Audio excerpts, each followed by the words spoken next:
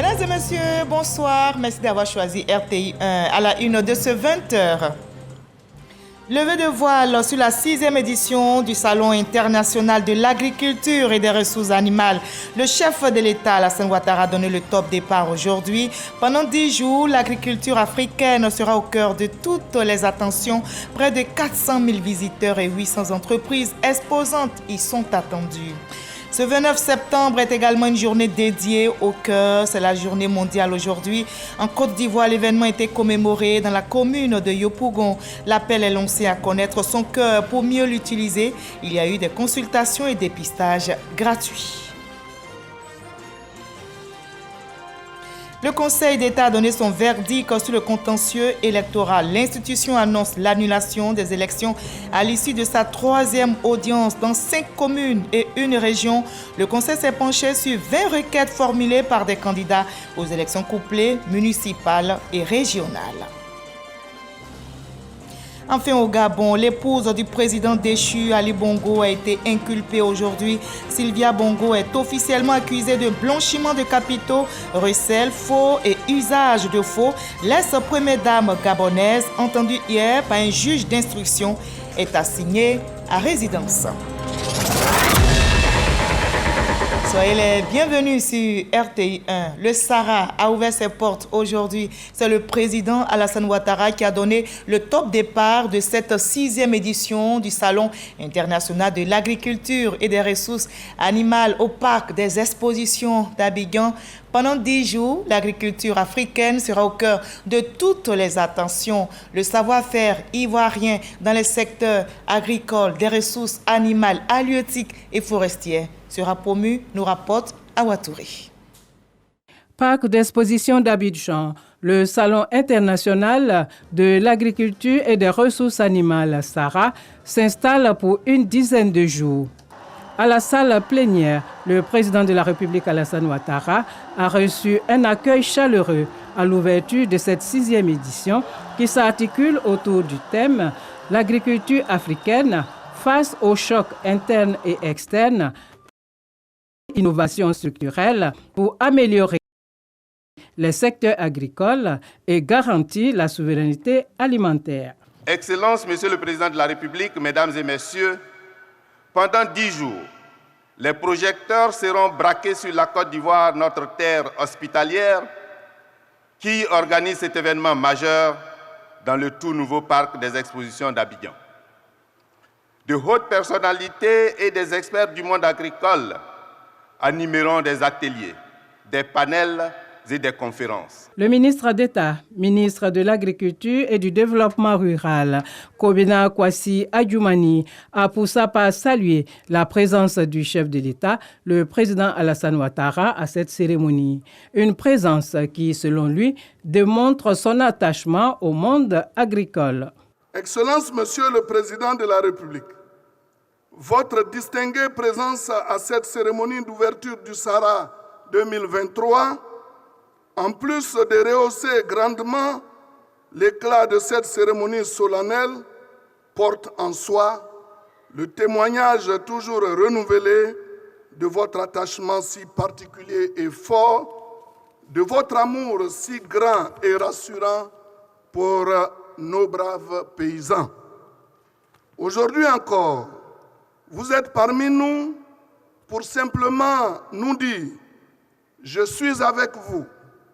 Devant vous, derrière vous, à vos côtés pour encadrer la marche glorieuse et triomphante de l'agriculture ivoirienne sur tous les sentiers du progrès social et économique de la Côte d'Ivoire. Merci et encore merci, Excellence, Monsieur le Président de la République. Une autre articulation de cette cérémonie, la remise de clés d'engins agricoles aux coopératives des secteurs palmiers à huile et EVA et un appui aux structures productrices de savon dans le cadre du programme d'urgence de soutien aux filières impactées par la COVID-19. Comme on le voit, le secteur agricole occupe une place importante dans le pays. Et cette cérémonie, pour le Premier ministre Patrick Achi, est stratégique à plus d'un titre. Notre cérémonie est stratégique. D'abord par son sujet même. Le Sahara est un salon dont l'importance et l'intérêt n'échappent à personne. Avec environ 17% du PIB et plus de 60% des emplois durables en 2022, le secteur agricole occupe une place comme nul autre dans notre tissu économique et social national. Ce secteur est au cœur de la vision 2030 du chef de l'État et des transformations structurelles que nous voulons tous voir accomplir pour notre production agricole, notre décollage industriel, nos capacités d'export et notre source de création d'emplois nouveaux ainsi que de revenus supplémentaires.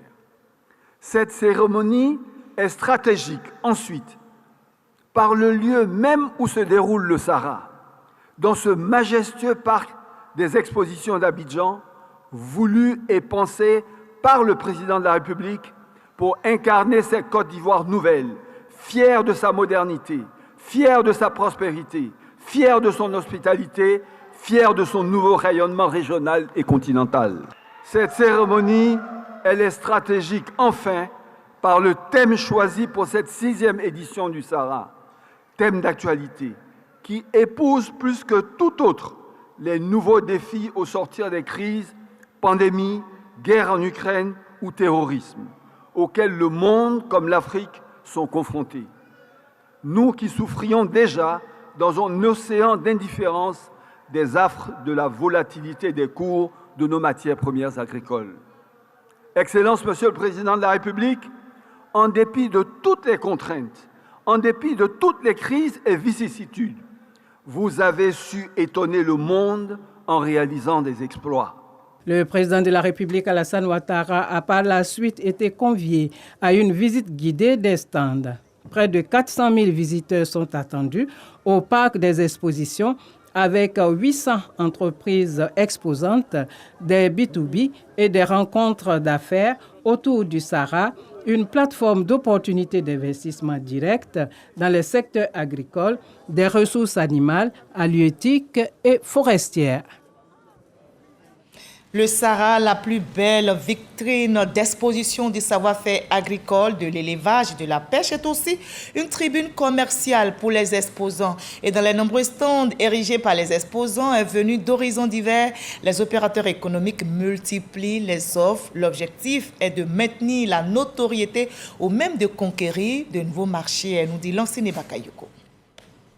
Pour cette première journée, des milliers de visiteurs ont pris d'assaut les stands érigés par les exposants, une aubaine commerciale. Dans le périmètre dédié aux collectivités territoriales, le projet de pôle agro-industriel dans le Bélier et le district de Yamoussoukro.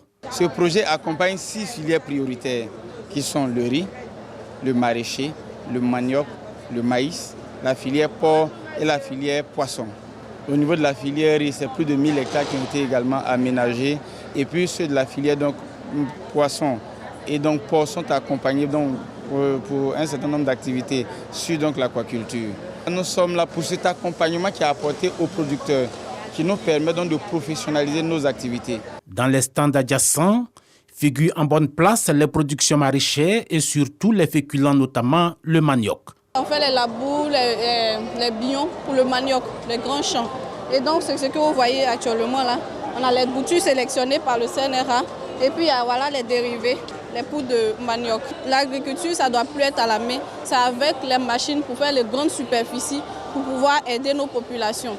Les boutures de manioc font effectivement partie des produits proposés par le Centre national de recherche agronomique CNRA.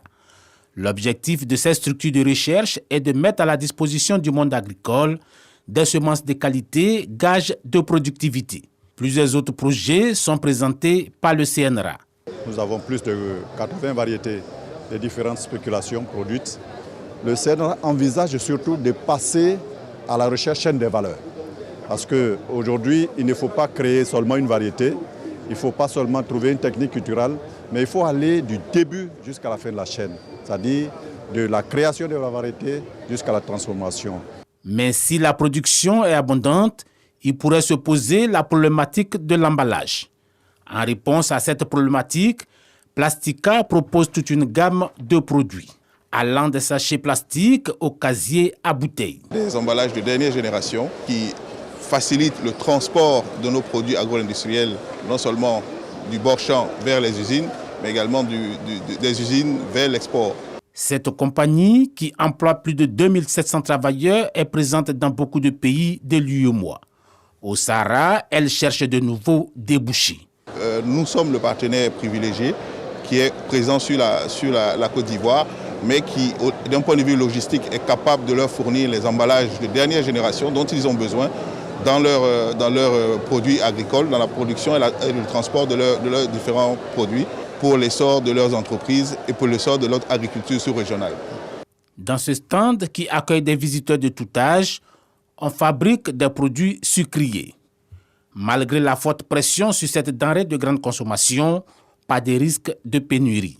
L'activité sucrière est encadrée par l'État et les tarifs du sucre sont des tarifs réglementés et homologués par l'État de Côte d'Ivoire. Nous avons pris un engagement vis-à-vis de l'État et nous avons la responsabilité vis-à-vis de l'ensemble de nos consommateurs de leur mettre du sucre à disposition à tout moment pour tous les usages dont ils ont besoin. Cette 6e édition du Salon international de l'agriculture et des ressources animales d'Abidjan-Sahara pourrait battre tous les records de mobilisation au regard de la forte affluence. Et le Sahara, c'est 10 jours. En marge justement de ce Sahara 2023, la ville d'Abidjan accueille un partage d'expériences sous-régionales axées sur une meilleure cohabitation éleveurs, agriculteurs. Il s'agit de la semaine pastorale et c'est une approche d'intervention holistique, de concertation et de dialogue des principaux acteurs au niveau local. L'enjeu est d'impliquer les parties prenantes à la valorisation des systèmes d'élevage mobile, nous rapporte Walter Amadou Ouattara. La semaine pastorale, une concertation des principaux acteurs du secteur de l'élevage et de l'agriculture. 10 pays de l'Afrique de l'Ouest sont à ce rendez-vous qui se tient à Abidjan. Il vise une meilleure cohabitation entre éleveurs et agriculteurs. Tout le monde court aux mêmes ressources. Ces ressources s'amenuisent de jour en jour.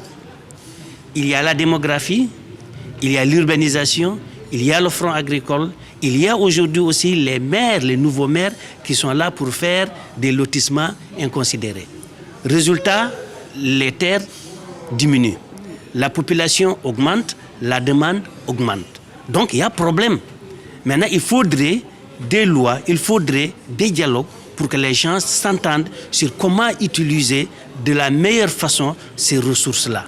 Cette rencontre est une rencontre de capitalisation de 4 années d'exécution d'un programme. L'activité est un pan du projet élevage et pastoralisme intégré et sécurisé en Afrique de l'Ouest, en abrégé PEPISAO, avec l'appui de plusieurs partenaires, dont la commission de la CEDEAO. Ce que la CEDEAO a constaté, c'est que depuis un certain temps, il y a beaucoup de conflits qui poussent les États de la région à un repli sur leur territoire, où chaque État pense qu'il peut s'enfermer et interdire la mobilité du cheptel à l'intérieur.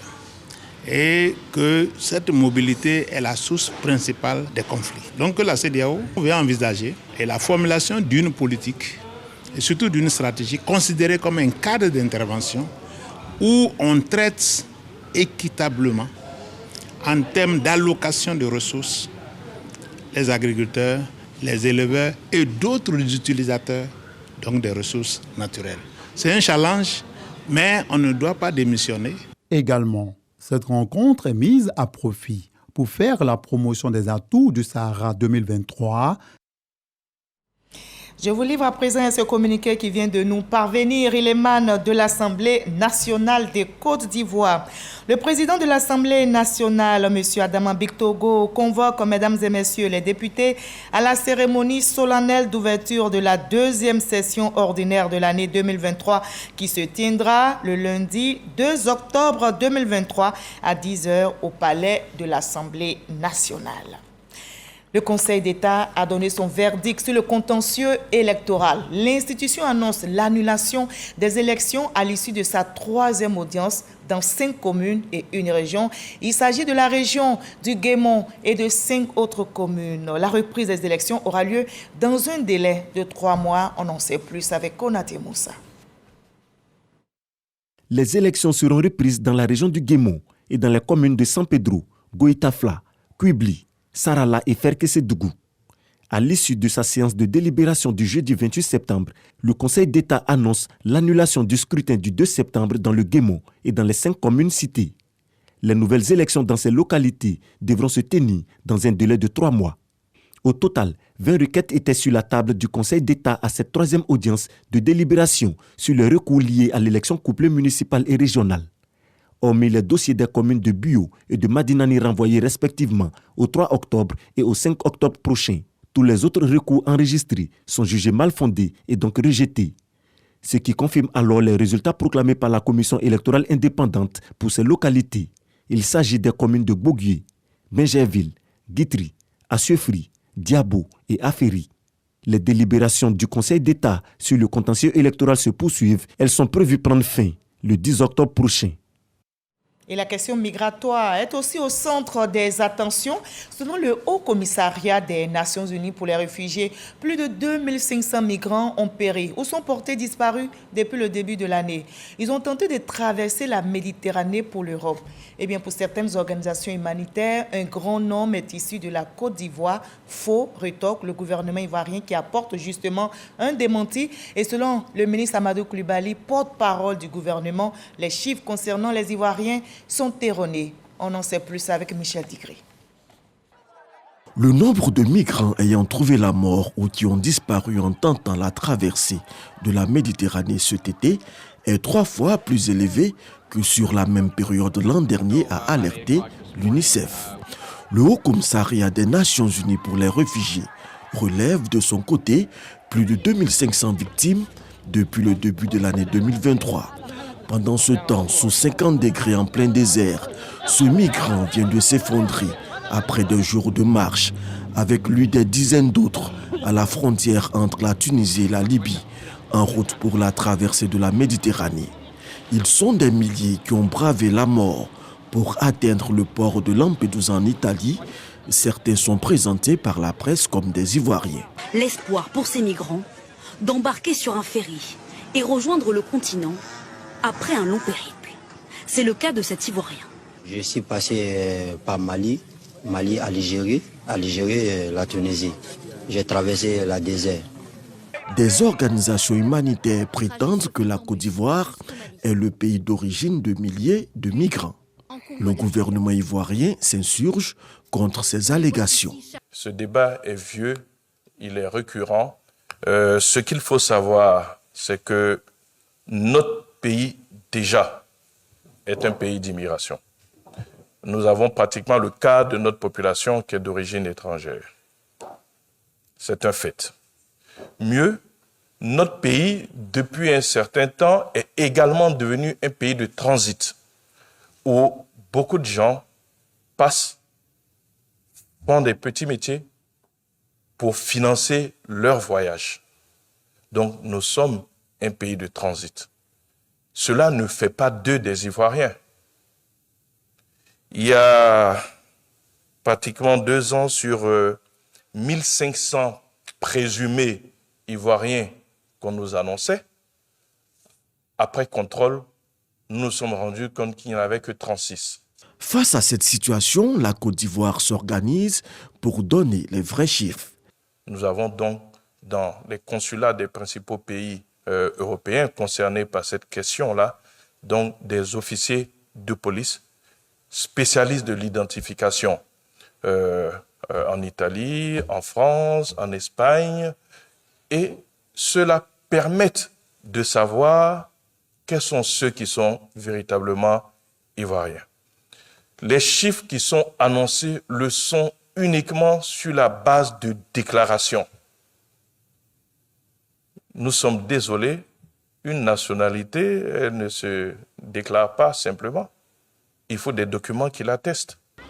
Pour l'heure, la Côte d'Ivoire a entamé des démarches auprès du gouvernement tunisien pour l'instauration d'un visa avec ce pays, point de départ pour des milliers de migrants souhaitant atteindre l'Europe. Voilà, et toujours dans le cadre de la lutte contre l'immigration, les experts de l'Union européenne et ceux de la Côte d'Ivoire se sont rencontrés justement à Abidjan. Et c'est dans le cadre de la 5e réunion d'évaluation du groupe de travail conjoint de suivi du document partagé relatif aux procédures d'identification et de réadmission des migrants. Le reportage est signé Christ Diomandé Konaté Moussa. Plus de 14 000 migrants présumés ivoiriens en situation irrégulière dans des pays membres de l'Union européenne. Pour lutter contre cette crise migratoire, la Côte d'Ivoire et l'Union européenne ont signé un accord de coopération dénommé « Document partagé » depuis 2015. Ce document vise à identifier ces migrants dits ivoiriens. Il s'agit de personnes présumées ivoiriennes prises de façon irrégulière dans l'espace de l'Union européenne. C'est-à-dire que l'État d'accueil qui constate que ces présumés ivoiriens sont irréguliers fait une requête à l'État de Côte d'Ivoire qui va maintenant les identifier et authentifier leurs documents pour attester qu'ils sont ivoiriens. En ce moment-là, les accords permettent maintenant à la Côte d'Ivoire de les réadmettre, ce qu'on appelle identification et réadmission. La réadmission, c'est le retour maintenant en toute sécurité dans son pays. Et sur ce point, les autorités ivoiriennes sont parfaitement d'accord, à commencer par le président de la République. Dès qu'ils sont authentifiés ivoiriens, ils doivent revenir chez eux. Cette rencontre d'évaluation organisée entre les experts du groupe de travail conjoint va aider la Côte d'Ivoire à faire face à cette situation délicate sur la question de ces migrants. Cette réunion vraiment doit se voir dans un contexte beaucoup plus large du partenariat Union européenne-Côte d'Ivoire, qui est un partenariat très multiforme, qui inclut évidemment toute une série d'appuis à la Côte d'Ivoire pour continuer dans sa voie de la prospérité économique, d'offrir des opportunités économiques à la jeunesse ici en Côte d'Ivoire. Et donc nous parlons de formation professionnelle, d'accès au financement pour les petites et moyennes entreprises. Et nous sommes tout à fait conscients que la Côte d'Ivoire est vraiment un réservoir, une économie qui croît à 7% et qui donc est aussi une source d'inspiration pour d'autres migrants qui viennent faire leur vie en Côte d'Ivoire. Et nous allons discuter en détail de quelles sont les mesures prises pour justement identifier et puis voir le retour de ceux qui sont avérés effectivement ivoiriens. En plus du document partagé, la Côte d'Ivoire a signé plusieurs autres accords bilatéraux avec des pays dont l'Italie en 2020, 2021 et 2023, considérés comme la porte d'entrée de l'Europe depuis la Méditerranée. Tous ces accords visent à faciliter l'identification des migrants ivoiriens. Et on prend aussi soin de nos cœurs. Justement, ce 29 septembre, c'est la journée mondiale du cœur. En Côte d'Ivoire, l'événement était commémoré dans la commune de Yopougon et l'appel est lancé à connaître son cœur pour mieux l'utiliser. Il existe de bons gestes qu'il faut adopter pour protéger son cœur et dire non aux maladies cardiovasculaires. Il faut notamment faire le sport, éviter l'usage excessif de l'alcool. Marina Menzin, Didier Nguessan. Sur 31% de décès liés aux maladies non transmissibles, 11% sont dus aux maladies cardiovasculaires en Côte d'Ivoire. Ce 29 septembre, journée mondiale du cœur, ces personnes se font consulter et conseiller sur les mesures de prévention des maladies cardiovasculaires. Il est important aujourd'hui, en tout cas à tout moment, peut-être chaque 2 ou 3 mois, vraiment de contrôler sa santé, de contrôler sa tension, contrôler son taux de glycémie. Attention, t'es monté à 22. Bon, aujourd'hui, en tout cas, ça va. Et quand il y a un peu la nouvelle, je suis venu pour me faire dépister. C'est descendu à 13. La Société ivoirienne de cardiologie enregistre un homme sur 4 et une femme sur 5 souffrant d'hypertension artérielle. Selon l'Organisation mondiale de la santé, 18 millions de personnes en meurent chaque année dans le monde. Les aliments sains peuvent s'avérer trop chers ou même indisponibles dans le commerce de proximité. Nos routes, par exemple, apparaissent trop souvent dangereuses pour marcher ou même pour faire du vélo. Le marketing des aliments malsains, le marketing de l'alcool, le marketing du tabac est omniprésent dans nos pays. Et les industries qui les produisent ciblent activement les populations vulnérables, c'est-à-dire les jeunes et les enfants. Le cœur, un organe vital qui malheureusement est soumis à plusieurs facteurs de risque qui le fragilisent. L'obésité, la sédentarité, le stress, le tabac ou la consommation excessive de sel, entre autres. Des mesures de changement de mode de vie existent. Elles ont fait leurs preuves et peuvent déjà entraîner des effets significatifs et permettent d'éviter 80% des décès prématurés dus à ces maladies cardiovasculaires. C'est pourquoi, en cette 15e édition nationale de la Journée du cœur, le thème de cette année est « Connaître son cœur pour mieux l'utiliser ».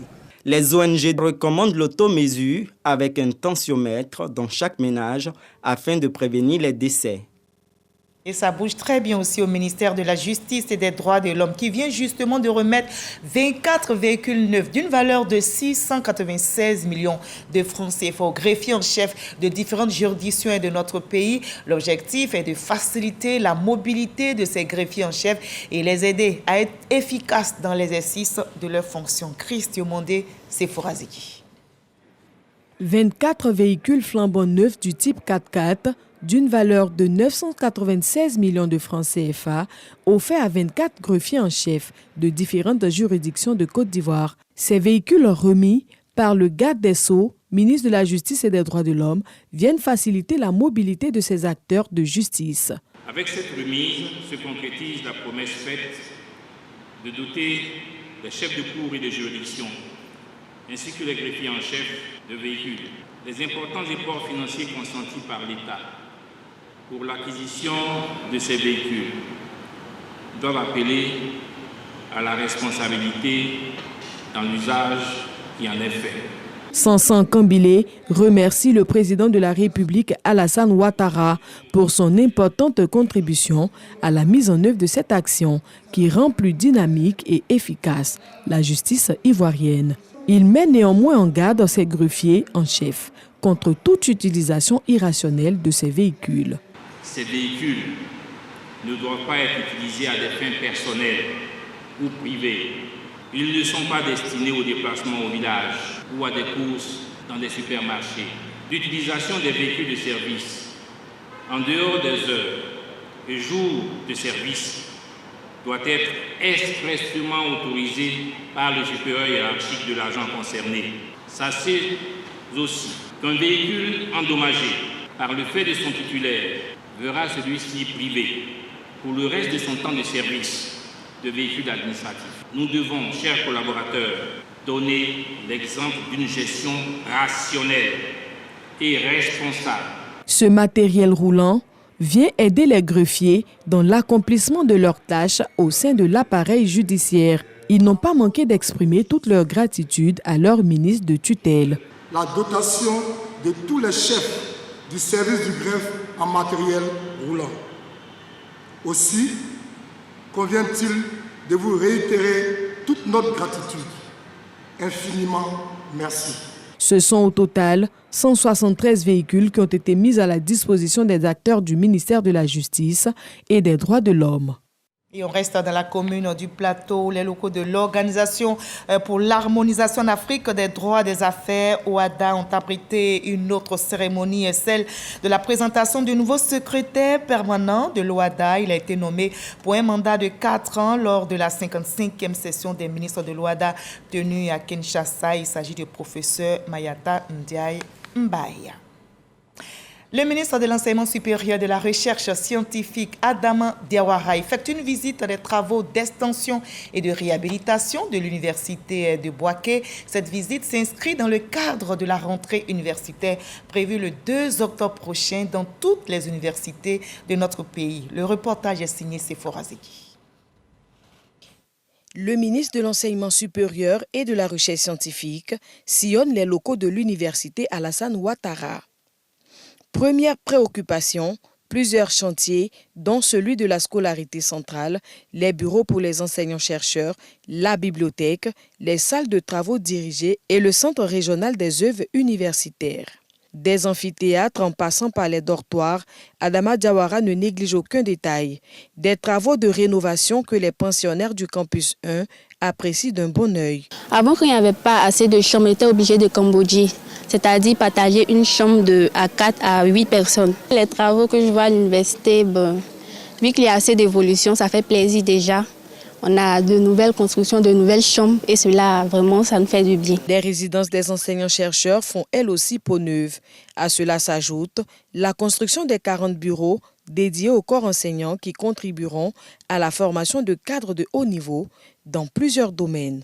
Parce que nous avions des enseignants qui ne pouvaient pas avoir une place assise sur l'espace universitaire. Là, ils ont l'occasion d'avoir un bureau, de recevoir les étudiants et de les encadrer. En ce qui concerne les salles à usage de TD, c'est un vrai soulagement parce que nous étions obligés de faire de location avec les établissements de la ville. Une visite jugée satisfaisante pour le ministre de l'Enseignement supérieur et de la Recherche scientifique. Une grande partie des travaux ont été réalisés.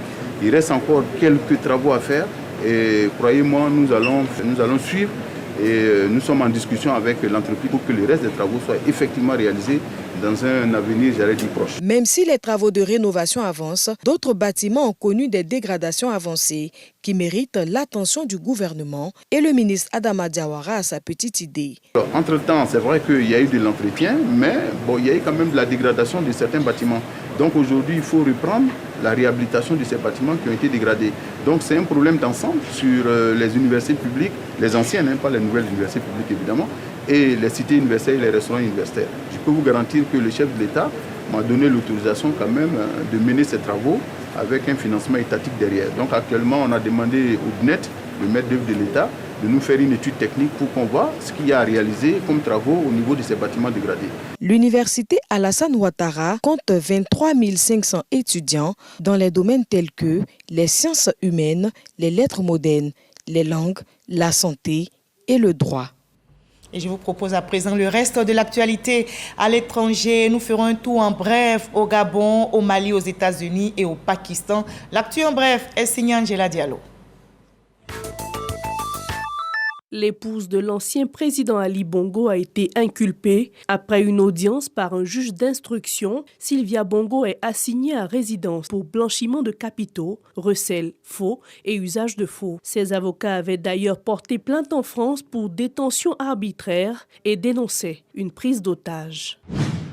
Après l'annonce par les autorités du report de la présidentielle au Mali, les réactions se multiplient. La coordination des mouvements, associations et sympathisants déplore à son tour cette décision jugée unilatérale et exige la mise en place d'une transition civile. L'élection présidentielle au Mali devait avoir lieu en février 2024.